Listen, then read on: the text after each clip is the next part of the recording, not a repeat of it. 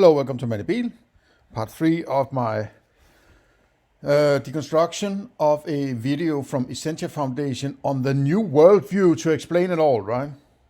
It sounds like a combination of New World Order and the ring to rule all other rings, or the ring of power to rule all the other powers, right? Now, it may be consciously chosen like this, but if you're conscious about choosing this kind of title, it does sound a little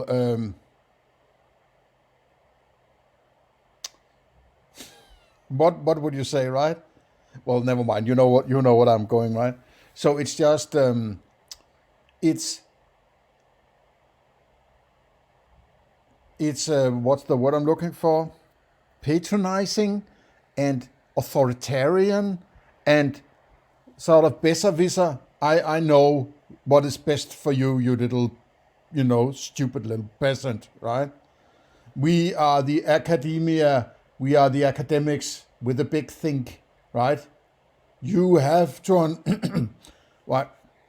It rubs me really the wrong way, right? Okay, now, last time I delved into the entropy comments on the video, and they go, I think it's misguided, or it's making a big fuss out of thinking that you have discovered something new if you're in an idealist or a non-materialist metaphysics, right? Or a non-materialist ontology, potentially going to metaphysics, right? Okay, but of course entropy, disorder, is something that you add to the story, right? All these judgment of how things are compared to some kind of ultimately perfect state. Disorder is like, yeah, it could be a better order. Now it's disordered. It's a messy situation or something like that. Of course, that's a human being making that judgment. And if you're calling entropy a kind of disorder, well, that term disorder, of course, is something that a person adds to it.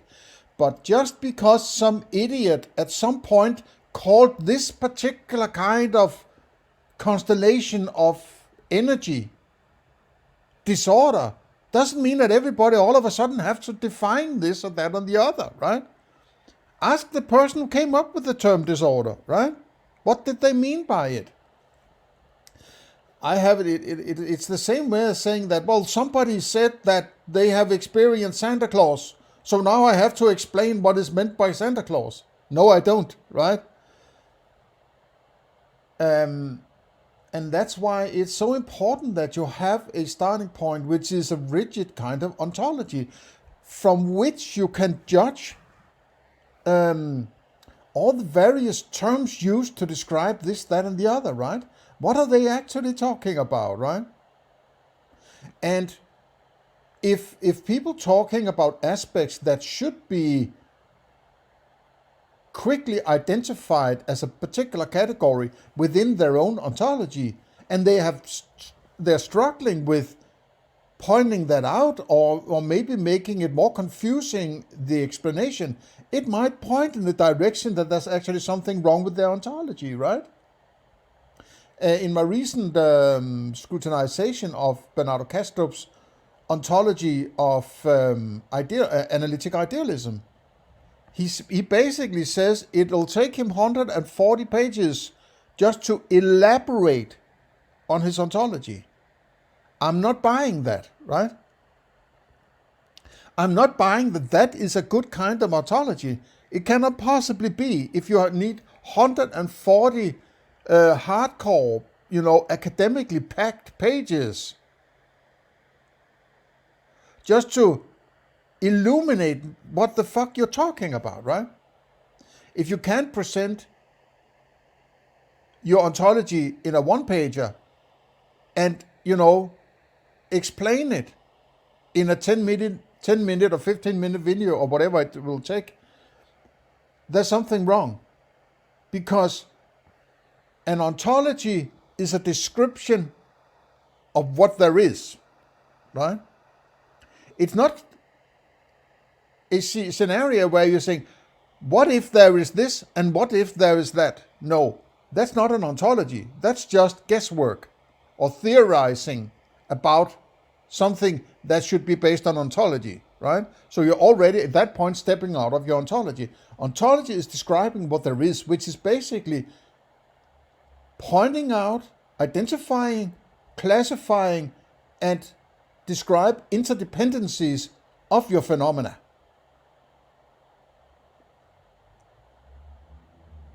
That's what it is. It's not coming up with, it might be this or it might be that. And that is one of the problems in Bernardokastrup's ontology, right? He says, what if it's all mind? That's not an ontology. That's a theory. And you can only have theories if you have a complete ontology in order to start theorizing. Otherwise, you're just coming up with shit, right? Okay, so when it comes to entropy, which is just a way of, in my opinion at least, right, describing how useful energy is. If it has a high entropy, it's not very useful, right? If it has a low entropy, it's more useful. Like electricity is very useful because it goes from in one dimension from A to B, so to say, right? If you can channel it through a wire, that's basically a line through space, so to say, right? It's one direction, it's fast and it's effective and so on, right? It's low entropy energy, but heat is very high entropy because it goes in 3 dimensions at one time, right? And you can't control it in 1 dimension. And when you do, you have to use excess energy in order to create, for instance, a steam engine, right? Where that creates a piston that goes in 1 direction, right? And if you have that energy from the piston, then it goes in 1 direction. But all the excess energy used to create that useful low entropy energy from the piston is more than the energy that the piston creates. And that's why ultimately there's a sort of a heat death of the universe, or that's the theory at least, right? And fine. I have no problem with that, right?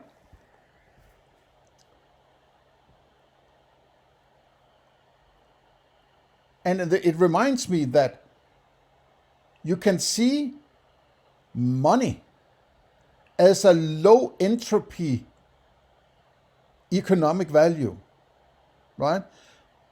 Money is enforced with government violence into a monopoly that you have to use this fucking kind of money. Otherwise, we're not, you're not being allowed to be a citizen, so to say, right? But because you have to pay your fucking taxes in that money that the state and the central banks control, right?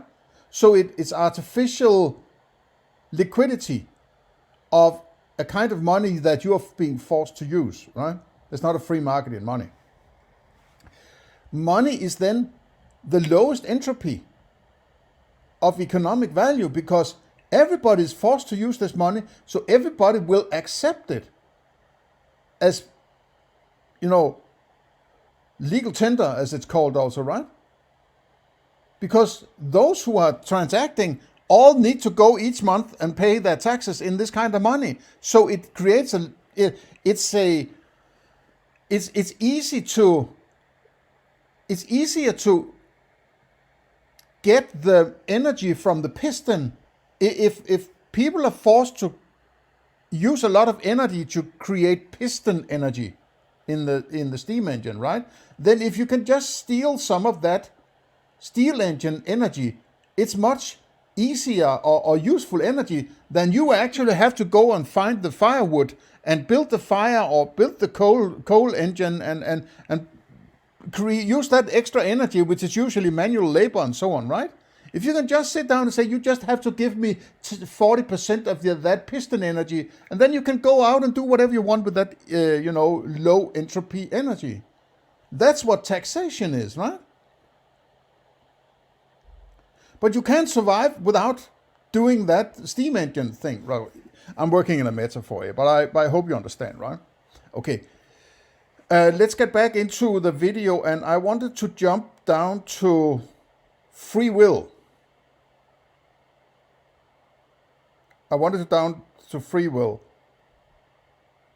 From the entropy talk, which I don't find of particular interest, right? And it is at 13:53. A video, and that's my fault in trying to sort of let the YouTube algorithms pick up on us. I proposed a rather bold title. You have no free will, and that's great. Yeah, you will own nothing, and you'll be happy, right?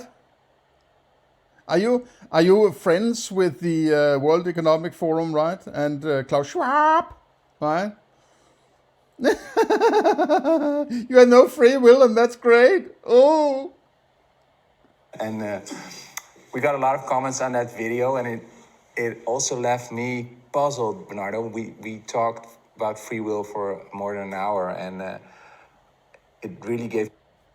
That's interesting, right? We don't have free will, but we discussed it for an hour, right?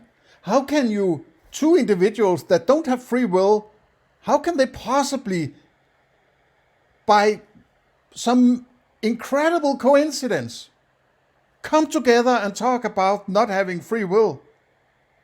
That's just something that rubs me the wrong way, right? It's like, no, but it's just a coincidence, right? If you don't have any free will, there's no difference between you and, a boulder rolling down a hill, right? There's no difference. Or a cloud, or a tree, whatever, right? There's no difference between you and a boulder from that standpoint. If you don't have free will, you have as much free will as a boulder, right? So for some incredible reason, these two boulders are running down the hill at the same time, and when one of them goes left, the other one goes left at the same time, but the other one goes right, the other one goes right at the same time, and so on down the, right? It's like, yeah, we will agree with that we will fall together and we will run together down the hill for an hour, and we will discuss rockiness. It's just incredible, right? It's incredible that this synchronicity or synchronized behavior, from my observation, can be explained by anything else but free will, right? It's like you're not actually explaining something without free will, right? There's something going on that free will explains, even if you can't get to it. But it's a connection between an imagined future and choices made and actions performed. And yet these people claim that they don't have free will, right? It's the same as saying two boulders rolling down a hill in for an hour in complete synchronicity in movement, in my opinion. How can you say that that's just a coincidence, basically, or whatever term you would put on it, rather than saying it's possibly because each of them are observing and planning and imagining and choosing and acting based on choices and so on, right? And if you don't want to call that free will, okay, but I don't know what is you are rejecting then, because that's what I call free will. If I imagine something, I imagine that I will put do a face palm in 3 seconds, right?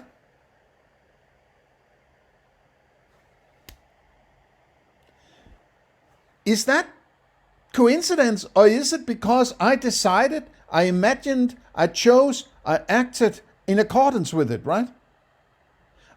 The second choice, or the statement that it's based on some kind of willing that goes through my imagination, through my body, through my actions that I then experience in concordance with my choices and my imagination. That's free will. It's that what I imagine is performed in a way that is in accordance with my imagination. And it's something that is confined to my body, at least my body is responsible for some kind of manifestation at that point in the future that has then become the now and is in accordance with what I imagined I wanted to do. No, I can't experience the free will because it's beyond my phenomena. But isn't that the world you're imagining in that metaphysics, right? So you could say maybe you need to have some kind of metaphysics in order to deal with free will, and I might be able to go with you there. I would just be very cautious about how you approach it, right? Okay, but I am absolutely working from the idea that I have free will, and I'm also working from the idea that other aspects of my experience that I axiomatically identify as beings, let's say, that I consider similar to me, also have free will, right? So it's just my take on this. Gave me a lot of insights, and I really lived with it this month. But I just think nice to also give you the opportunity to maybe bring a bit of nuance to what you said, in a sense that a lot of people think, is this guy nice and we have no free will? Because I saw him previously saying that we have. So people are just confused. A bit confused. All the little people are confused. Let's ask the master, the CEO of philosophy, of the worldview, to explain it all. He needs to tell you how it is. Can we please have some crumbs from the big academic table, Mr. PhD philosopher? Oh my God, you're so great. Yeah. You can see in the comments that some people basically just read the title. And exactly, that's really true. Oh, yes. People are so stupid. It's probably because they don't even want to listen to the video, no? Okay, so you want people to be really critical and go into depth with your videos, right? Unless if they sort of present it on the YouTubes, right? And they do more than half of it, then you'll push the government up and so they can shut the fuck up or you know, be put into a little cage or something, or have guns to their faces, right? No, I just don't. It's all sort of this kind of weird virtue signaling. It's about, he wants to, it sort of is a new, we want to be sort of, we're just sitting in the living room, having a nice little talk, right? And I can get down to the level of the peasants, you see, right? And I can smile and be nice and be sort of gentle talking, and sort of, I can only say, yeah, but that's because you didn't see the video, because you're just seeing the title and then We didn't go into the nuance of it. Yeah. My key point is that there is no distinction between free will and determinism. We think there is because of our conceptual confusion. At the level of what truly exists, there is no such distinction. What nature decides to do. And it is again this. Now we are going into his metaphysics has consumed his ontology. And ontology to him is just some weird dashboard that are representations that are not really important. It's the big rippleverse, the ripple. What is beyond? It's not your dashboard is not the real thing. The real thing is that which is much more interesting and important. And I spend all of my waking hours fabulating about what the big mind out there does, right? But what he does is he has come up with a metaphysics that has consumed his ontology. And that metaphysics then has to explain everything. And he's using that, which is basically a synthetic imagination based on a category error, as I've said in a comment on another video, right? It's a synthetic imagination based on a category error, that he's basing all of his metaphysics on, right? And that structure of metaphysics then has to explain everything. He can't come and explain something that is in violation with his metaphysics. So his metaphysics is a starting point for all explanation. And then something that doesn't fit the metaphysics, he's just getting rid of it. They're saying, well, there is no free will in my metaphysics, so therefore free will is a red herring or something like that, right? It's an illusion. Because the big mind cannot have will, it just does what it does, right? So, and if everything does what it does, there is no free will, and that's the argument, right? But that metaphysics he has come up with is pure imagination. So it cannot be an explanation of anything that you experience, right? You can say you experienced, you have a choice, and you performed an action, and then some effect that you then experience in a slightly changed scenario compared to the prior scenario, that you don't experience that will thing that goes on that potentially manifests as some new situation that may more or less be in concordance with what you imagined, right? But that doesn't mean that you can say then it's not there. Because it's the problem that you have a metaphysics that is based on imagination. It's an imaginary story. The idea of mind is synthetic. You don't experience mind as much as you think that you do. In my opinion, you don't. What you experience are what I have classified in my ontology, which is the qualia, the cognitions and abstractions from these things, right? The qualia are the five sensual data, so to say. I don't want to call it sensual data, but in order for us to communicate, right? It's the colors, the sounds, smell, taste, and touch, right? Then the cognitions are elephants, bicycles, and so on, which are all directly related to these qualia. Without any of these qualia, there are no elephants or bicycles and so on, right? And these two categories, qualia and cognitions, are responsible for all the rest of the phenomena I have access to.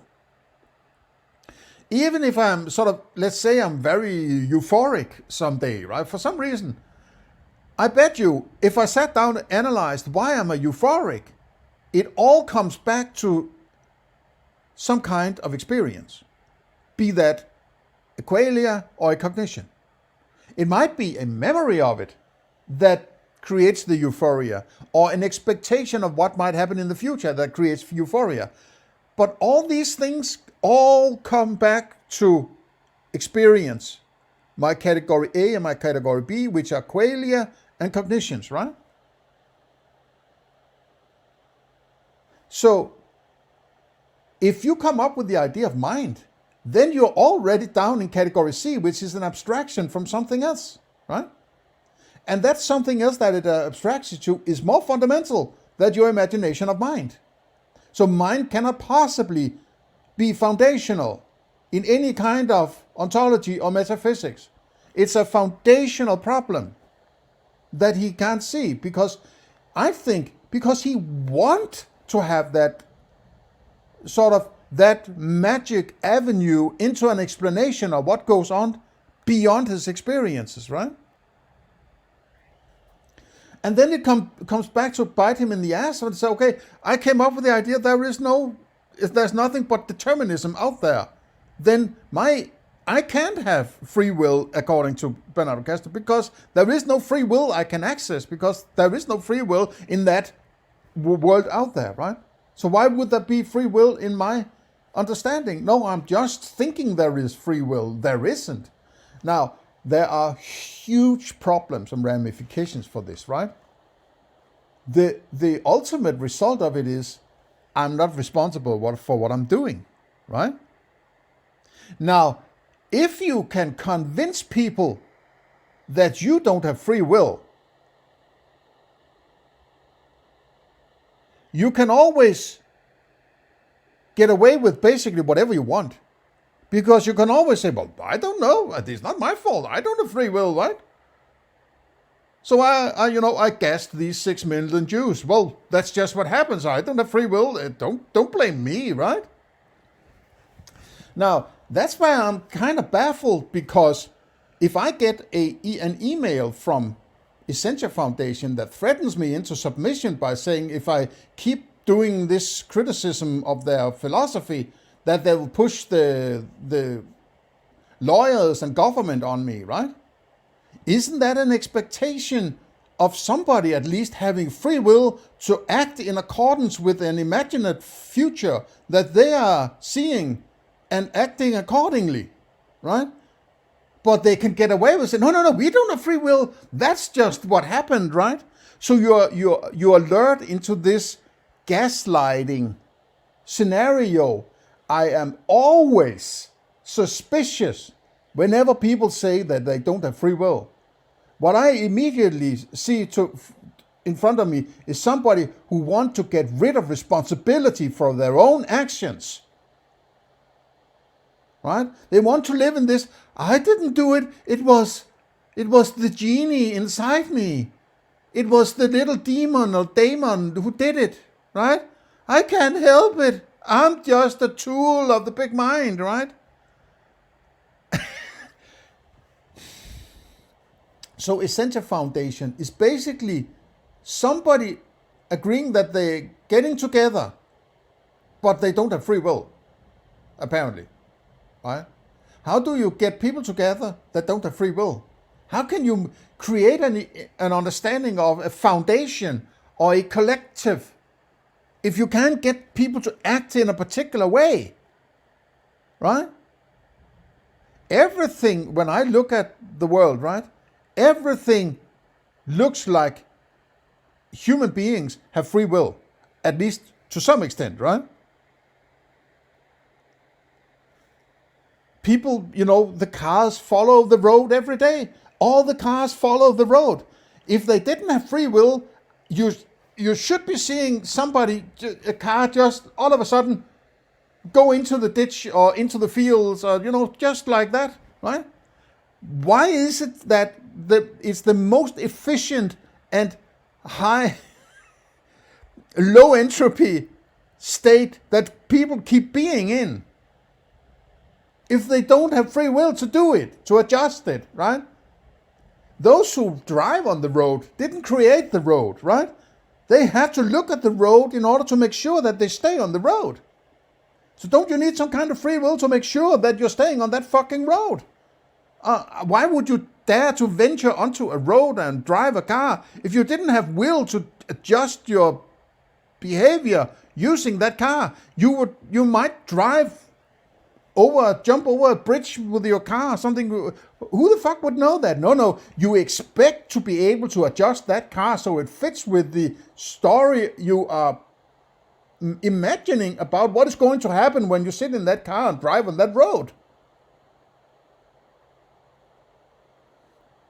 It makes perfect sense to me to say, well, it's because I'm working from the idea that people have free will, right? Of course, obviously. And you could also create, and I think I've planned to do that, but I still need to do some thinking about it, right? Which is create sort of a Pascal's wager about the idea of free will. They're saying if I have free will and they have free will, or I don't have free will, they have free will, or there's me and the others, right?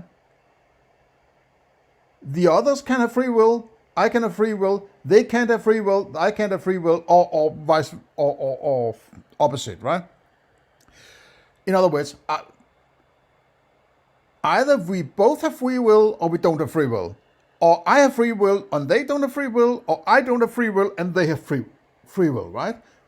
In that matrix, in 2x2 matrix, which is the most rational solution to work from?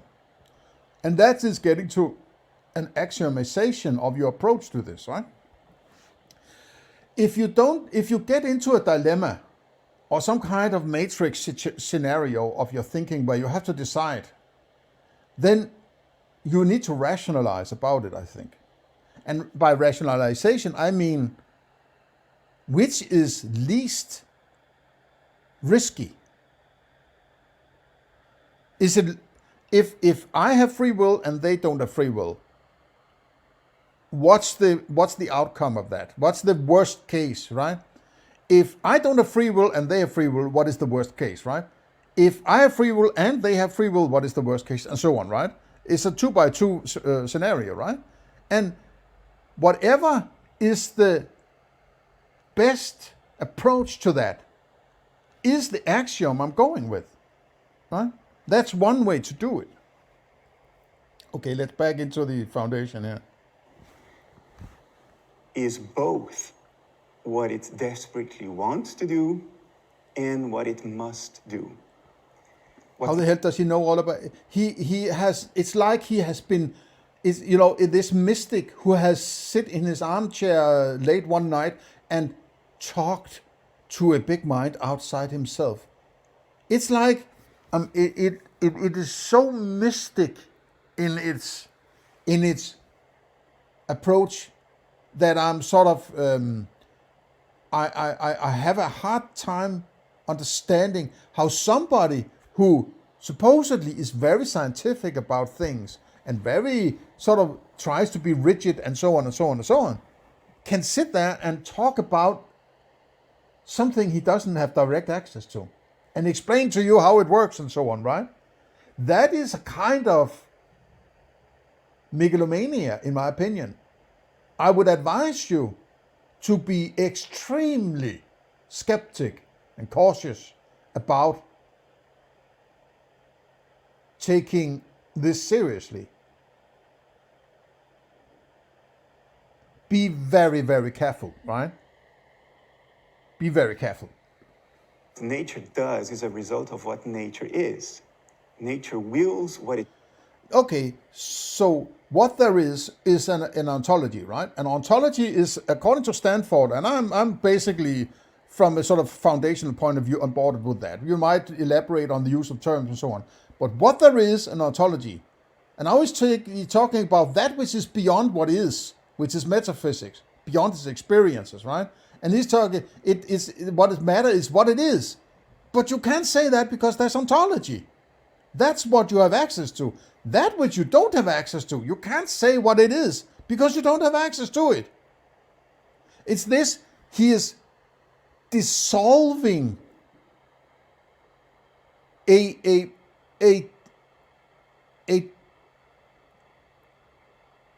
dissolving this limitations of your philosophy. As if he can just extend his thinking to what is beyond what he has access to, right? If he has access to everything, then it's solipsism, right? Then he leaves no room for anything else.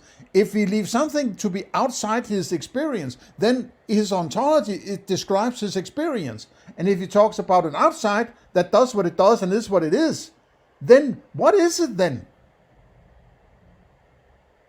Because what you're describing, when you're talking about that which you have access to, you call that a dashboard, and it's made up of qualia and things like that, and little dials, which is an abstraction in itself, right?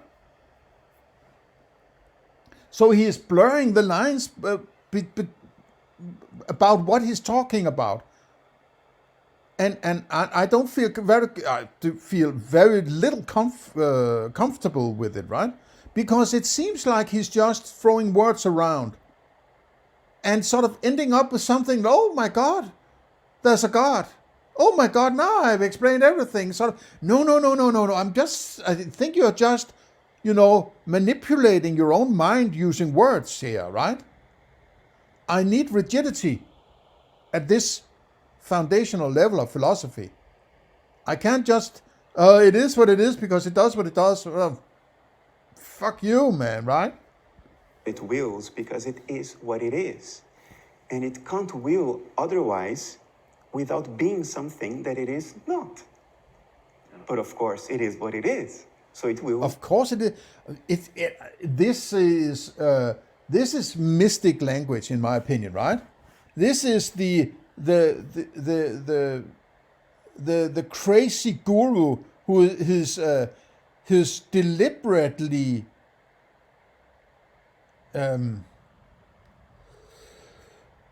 what's it called? cryptic, I think, right? And dangerously close to some kind of circular argument or something like that, right? It's a tautology or something like, it is what it is because it does what it does, because it does what it does, it is what it is, and fuck you, right? Does it change tomatoes? No. Then tomatoes is what I need to eat, right? I can't eat a ripple. I can't go down to the grocery store and look for a ripple or it is what it is because it does what it does, right? At some point, it has to come back to some kind of reality that I'm living in, right? And I bet you he does the same. He goes to the grocery store if he doesn't, force his partner to do it, right? And he goes and buys tomatoes, and he looks for tomatoes, he looks for bananas, he looks for his car, he looks for his keys, he looks for his glasses, and whatever, right? Cognitions! He doesn't, when he makes a list of what he needs to go and buy in the grocery store, he doesn't say a ripple and another ripple and another ripple and another ripple, and they just do what they do. Because if he went down to the store and said to the store clerk, I need a ripple and another ripple and another ripple, and then the store clerk would say, what? Yeah, but what's that? Okay, but it is what it is because it does what it does. And they would say, okay, Mr. Crazy Boy, would you please move out of our shop, right? But if he says, well, I'm looking for tomatoes and bananas and, pasta and orange juice, right? Then they would say, yeah, you go down there, pick up, the cognitions are down there and another cognition is down there, right? So all this, what is behind your cognitions and your qualia, it doesn't matter. It can't change your qualia and your cognitions, right? And if it does, you use those cognitions in order to say, my God, there might be something behind my cognitions. I'm going to come up with the idea of ripples. And now, if I change the idea of tomatoes and bananas based on my idea of ripples, then I've changed that foundation that made me able to go and fabulate about those ripples, right? So now it's circular. When people are talking ontology and metaphysics, look for circularity. Because it's rampant, right? And using imaginations rather than direct experience as foundation is also rampant, right? Because people, and particular academics, are very good at juggling their abstractions. So they think they're living in some kind of abstraction land, right? And they can come up with an abstraction to explain everything. Well, it's just stupid, right? So this will never go anywhere. Analytic Idealism and Essentia Foundation, they will only appeal to those who are sufficiently crazy already. And then we will know they are there. They are calling themselves Essentia Foundation, so we know who they are and how they think. So I appreciate that they have created a club that says, we're the crazy ones over here, right? So I know who they are and where they are and how they think. Right? That's why I like free speech. Huh? Is what it does.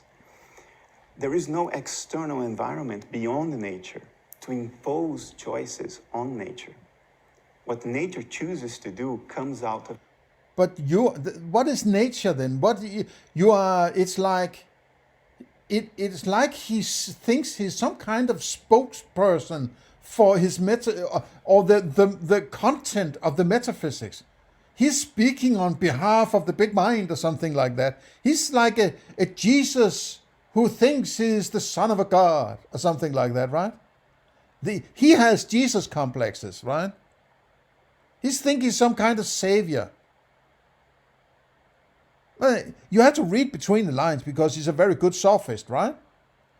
But come on, man, right? I've been speaking to my big mind daddy. He told me it's like, oh man, right? Of itself. Therefore, it comes out of its being. It's a result of what it is. So nature wills what it must will given what it is. But it does make choices. It couldn't make different choices because it isn't different. Nature is what it is and not something else. Holy fucking shit, man, right? I mean, it's like, it's is also, I get this notion that a lot of people doing philosophy, it's like that they are living in a sort of a Gollum world, right? It's this. There are two worlds. That's my everyday world, where I go and drive my car and go and pick up groceries and so on. And then there's my philosophy world, which is my safe space, where I can go and imagine stuff. And it's, I feel good about it, all my abstractions, and I can juggle, the philosophy of Schopenhauer and Jung and all these fancy things. And I can sound great and feel good about myself. And then I go back to my everyday. Drive my car, buy some groceries, look in my fridge, and right? No. Your everyday is what you're philosophizing about. Philosophy is not some elaborate cloud castle you enter in as a hobby that is sort of disconnected from reality. What you're philosophizing about is your car and your fridge and your groceries, how to approach them, right? If you don't do that, I don't give a fuck about it, right? Because that's the reality where ethics has to function, right? That's where things are really going on. That's where we can meet. We can agree upon tomatoes, right? We can't agree upon ripples, right? We can't. Yeah, you could say in some kind of weird abstract understanding we could agree on ripples, but it wouldn't bring us anywhere, right? We have to agree. If I see a tomato and you also see that tomato, how do we approach that tomato? If I want that tomato, can I just grab it and eat it, right? And I don't care if you call it a ripple or not, or the ripples behind the tomato. What I have to act according to is that it's a tomato, right? Make choices, but its choices are a direct consequence of what it is. So from that perspective, what nature wills is what it must. And what nature must is exactly what it... No, he's just creating a story that he wants to be the case, right? It just does what it does, so I don't have to be worried about free will or anything like that, because if you have free will, you are responsible for your life and your actions, right?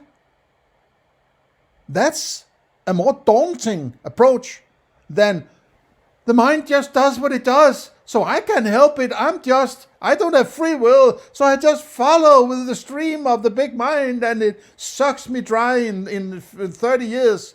And then I will rejoin my master. Right? It takes away the anxiety of existence. I guess I will take a stab, or I'll take a qualified guess that that's what he wants to be the case. He wants it to be like that because he needs it to be like that. Otherwise, he might kill himself or something like that, right? He is too sick, he's too whatever fucked up, and too suicidal to be able to function with the idea of free will. That's why he's getting rid of it, right?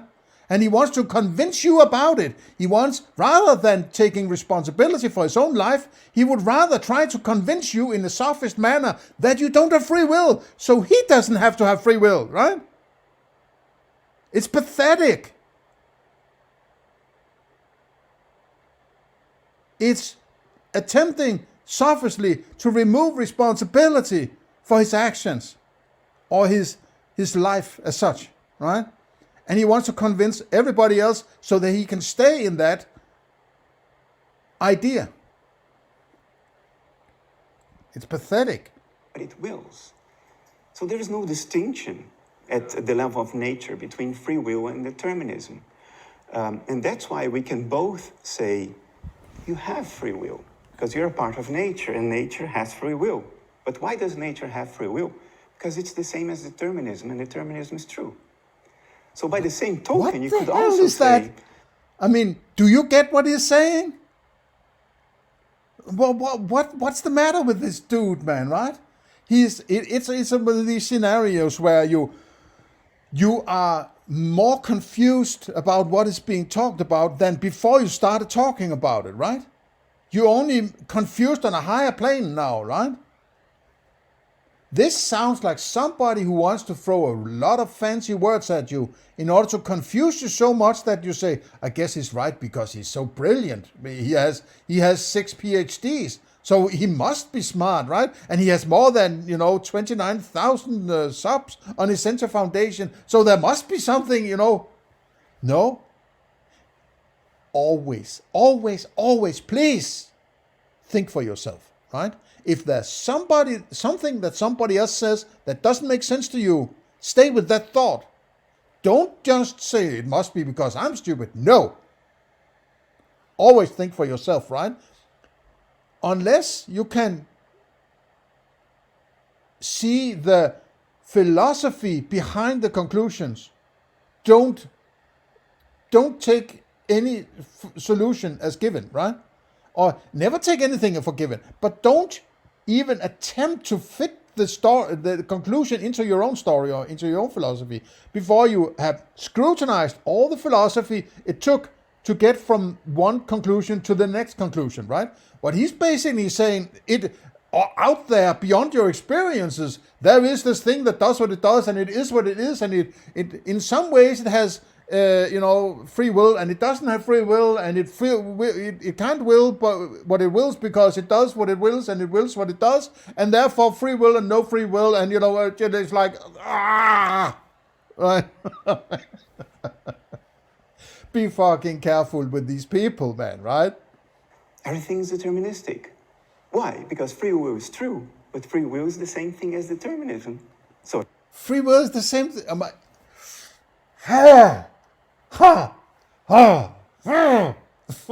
Oh man, right? everything is deterministic. That was the point. Oh yes, and I can also smile while I say it. I'm so nice. I'm so gentle. Yes. Oh. I am not saying you're stupid. You're stupid. Screw you. Screw you. You fuck you. Screw you. You're stupid. That's only when he talks to other people, right? Not like his little bitch there, Hansiman, right? Who's obviously been hired because he's sort of a halfway crazily brought up Christian who has sort of rejected Christianity, but is living in this half-ass metaphysical whatever. And, it's if you don't want strong criticism, and let me put it another way. If you try to avoid strong criticism and only engage with people who are either too stupid to understand what you're saying or are just following because they can't think for themselves or something like that, it's because you don't really have good arguments. If you have good arguments, you want them to push up against the hardest criticism. You don't want to sit there in your living room with your little bitch asking you questions that are already answered, right? That is given a pretense of being, I'm answering all the questions from the universe, right? Right?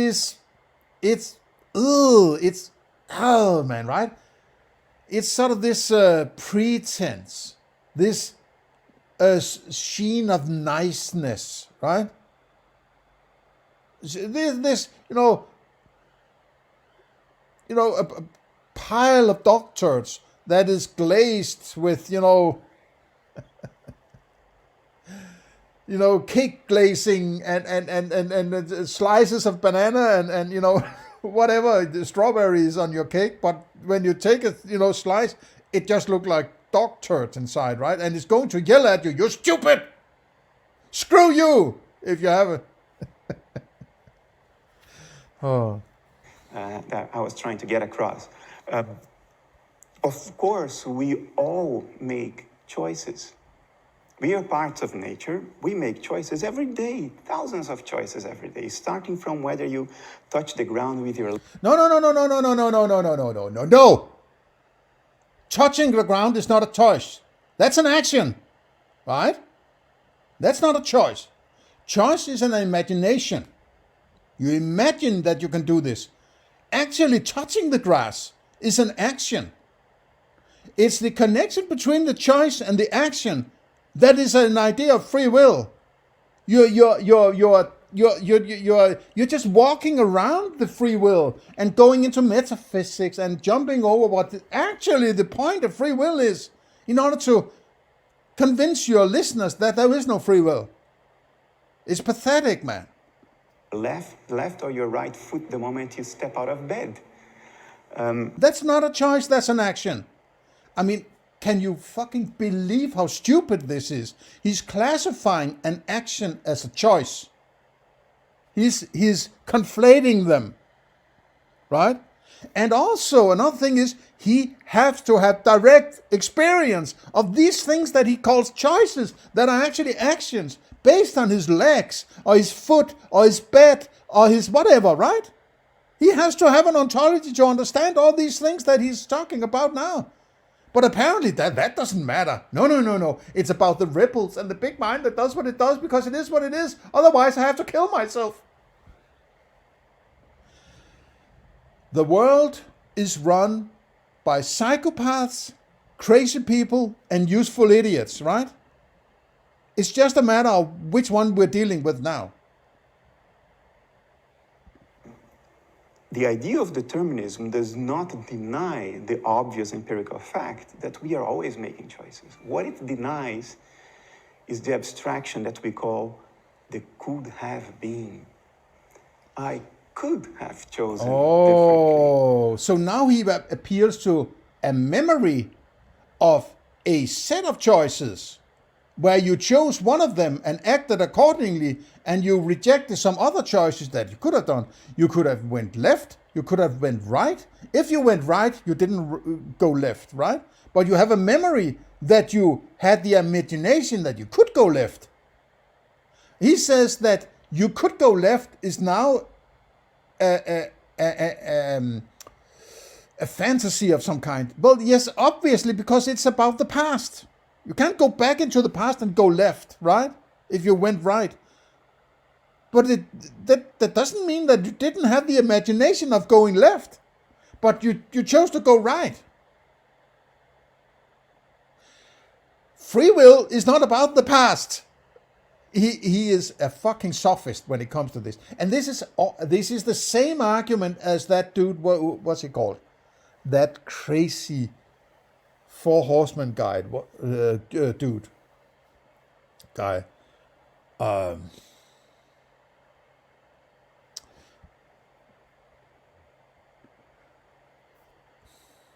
There was Dawkins, there was Hitchens, there was Dennett, and then the last one, I forget what his name is. He wrote about a book about free will, and he's trying to argue free will away, right? And he also talked about this, well, the idea of could have been, well, it could have been is in the past. And I had more than one choice, and I chose one of them. And then you can't, the idea that you could have chosen something else is an illusion. Yes, insofar as it's a memory of a choice or an imagined choice that I didn't choose, right? You can't go back and choose something else, of course not. But it doesn't mean you didn't have the imagination of the choice. What free will is about, I'm imagining that I can facepalm in 3 seconds, right? I can imagine that, and I'm going to do it. I facepalmed, right? According to my standards. This is what I call free will. I imagined something. I created an action based on that imagine. I don't know how imagination of choices and so on can become an action, but it can. But just because I can't get to it doesn't mean that it's not there, right? Absence of evidence is not evidence of absence, right? And this is a sophistry, trying to lure you into, because there could have been different is now just a memory of something you imagined in the past. You can't change that, therefore there is no free will, is bullshit. It's fucking sophist bullshit. Then I would say you could only have chosen differently if you were different. But you were what you were. Holy shit, man, right? But what you were is also an imagination. That is apparently okay to reference that in the past, but not that you had a different imagination or imagination of a different choice that could be manifested, that you didn't choose to manifest. And the whole idea of having a lot of choices of which you only act according to one of them, and you actually, usually, came to act accordingly, tells me that the only reasonable approach is there is some free will going on here, right? He wants to get rid of free will because he cannot live with the idea of free will. Be careful with these people. Anybody who wants to get rid of free will is a sophist, in my opinion. They want to destroy morality. They want to destroy their own responsibility for what they're doing and what they're saying. Right? While at the same time want to threaten you into submission if you do something that they don't like, because they can always get back and say, it's not me, it's the big mind that does it. I'm just a tool for the big mind. Don't blame me, right? These fuckers, right? Nature was what it was. So the could have been is an abstraction, and I think it's a fantasy. And it helps me in a sense that the opposite of determinism is randomness, right? And as you put in your essay, that is not what we mean. What? The opposite? Is there something opposite to determinism?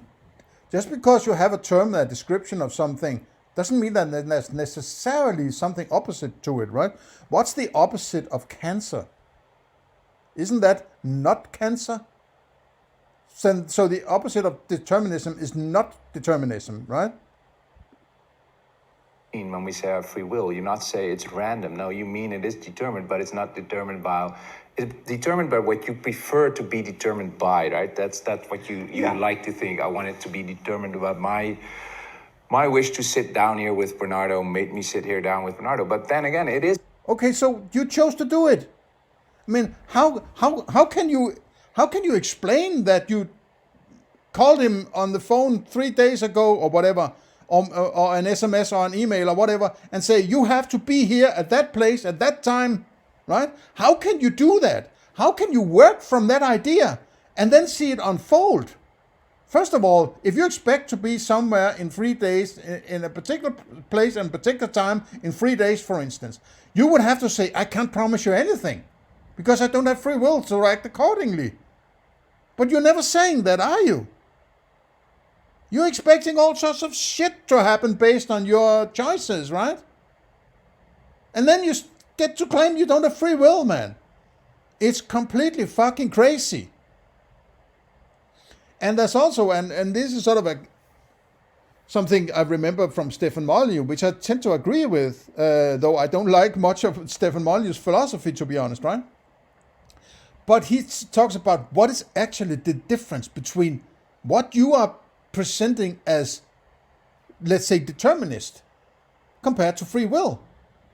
There is no difference. It's still the same thing. So isn't it more reasonable?